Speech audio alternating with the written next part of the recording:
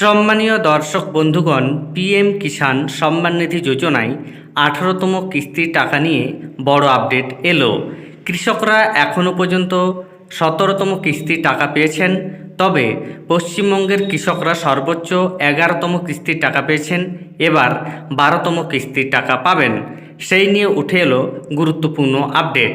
ভারত সরকারের তরফ থেকে পিএম কিষাণ সম্মান নিধি যোজনার টাকা কবে রিলিজ করা হবে তা নিয়ে উঠে এলো গুরুত্বপূর্ণ আপডেট।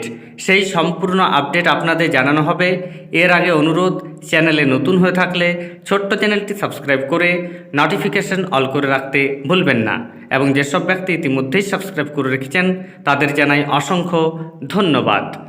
দেখুন, এখানে বলা হচ্ছে the 18th instalment is anticipated to be made available to farmers on October 18, 2024।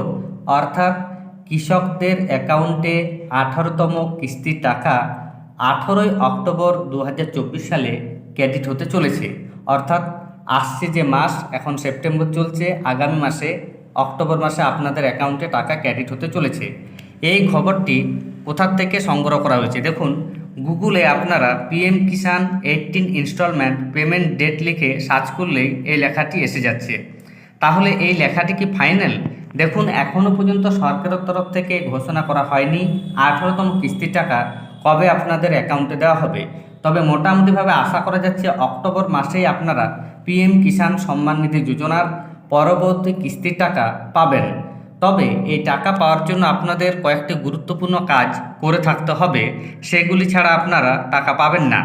আপনারা নিজেদের স্ট্যাটাসটি চেক করবেন এবং স্ট্যাটাসে এলিজিবিলিটি স্ট্যাটাসের ঘরে ল্যান্ড শেডিং ইয়েস রয়েছে কিনা, ইকেওয়াইসি ইয়েস রয়েছে কিনা, Aadhaar bank account seeding status yes রয়েছে কিনা চেক করবেন। যদি আপনাদের এই 3টি ইয়েস থাকে তাহলে আপনাদের কোনো রকমের সমস্যা নেই, আপনারা সময় মতো টাকা পেয়ে যাবেন। ধন্যবাদ।